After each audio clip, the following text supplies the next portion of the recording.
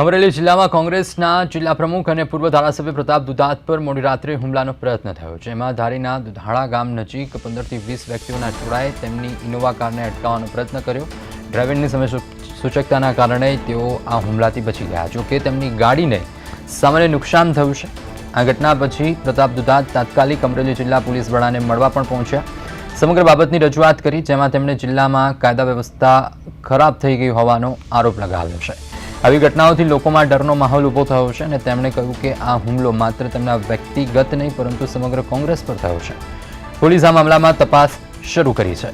તો અમરેલીમાં પ્રતાપ દુધાત પર હુમલાની ઘટના સામે આવી। 20 લોકોના ટોળાએ તેમની કારને અટકાવવાનો પ્રયત્ન કર્યો, પરંતુ ડ્રાઈવરની સમયસૂચકતા અને તેના કારણે ધારાસભ્યો પર જે હુમલો હતો, હુમલો નિષ્ફળ ગયો અને ત્યારબાદ તરત જ જિલ્લા પોલીસ અધ્યક્ષ, જિલ્લા પોલીસ વડાને મળવા માટે પ્રતાપ દુધાત પહોંચ્યા અને જે રીતે ગંભીર આક્ષેપો કરવામાં આવ્યા છે કે જે હુમલો થયો છે એ હુમલો માત્ર વ્યક્તિગત નહીં પરંતુ સમગ્ર કોંગ્રેસને થયો હોય તેવી વાત કરી છે। પ્રતાપ દુધાત જિલ્લા પોલીસ વડાને પહોંચ્યા અને પોલીસે આ અંગે હવે તપાસ પણ શરૂ કરી દીધી છે। 20ના ટોળાએ કાર અટકાવવાની કોશિશ કરી અને ત્યારબાદ પ્રતાપ દુધાત ઉપર હુમલો કરવાની કોશિશ કરી, પરંતુ ડ્રાઈવરની સમયસૂચકતાના કારણે હુમલો ટળી ગયો છે।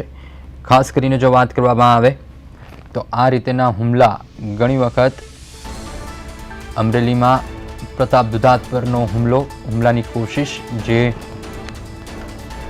નિષ્ફળ ગઈ છે। 15 થી 20 લોકોના ટોળાએ હુમલો કર્યો, ત્યારબાદ ડ્રાઈવરની સમયસૂચકતાના કારણે આ હુમલો નિષ્ફળ ગયો। ત્યારબાદ પ્રતાપ દુધાત સીધા અમરેલી જિલ્લા પોલીસ વડાને રજૂઆત કરી અને સાથે પોલીસે પણ આ અંગે વધુ તપાસ શરૂ કરી છે।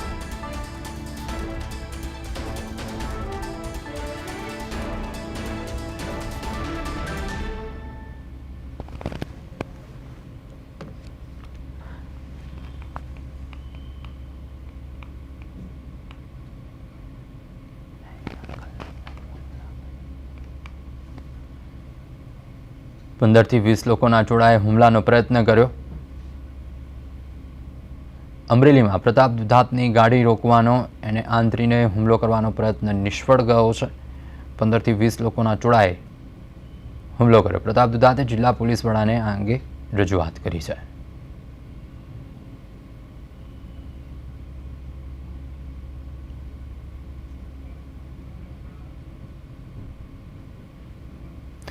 આ અંગે વધુ વિગત સાથે સંવાદદાતા અશોક અમારી સાથે જોડાઈ ચૂક્યા છે। અશોક, શું વધુ વિગત પ્રાપ્ત થઈ રહી છે? જે ઘટના બની છે, પ્રતાપ દુધાત ઉપર જે હુમલો કરવાની ઘટના સામે આવી, એમાં પોલીસે કઈ દિશાની અંદર તપાસ શરૂ કરી છે?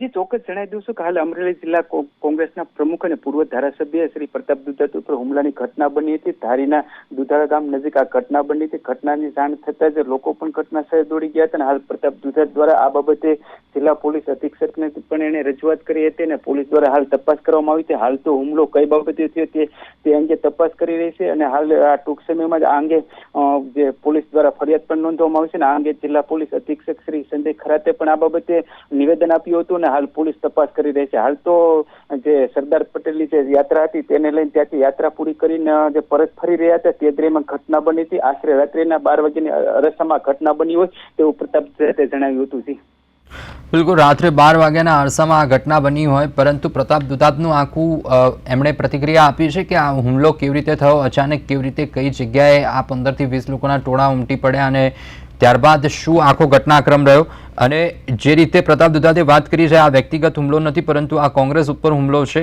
તો અન્ય નેતાઓની કોઈ પ્રતિક્રિયા હુમલાને લઈને કોંગ્રેસના? હાલ તો અન્ય કોઈ રાજકીય નેતાની કોઈ પ્રતિક્રિયા આવી નથી, પરંતુ આ ઘટના બની તેને લઈને અમરેલી જિલ્લાના રાજકારણમાં પણ ખળભળાટ મચી ગયો છે અને આ બાબતે જિલ્લા પોલીસ અધિક્ષકને પણ રજૂઆત કરવામાં આવતી અને ઘટનાની ચર્ચાઓ છે ત્યારે તરફ થઈ રહી છે અને આ બાબતે પોલીસ ઝીણવટથી તપાસ કરી છે। પોલીસ તપાસ બાદ જ વધુ જાણવા મળશે। જી બિલકુલ, સમગ્ર વિગત બદલ આપનો આભાર।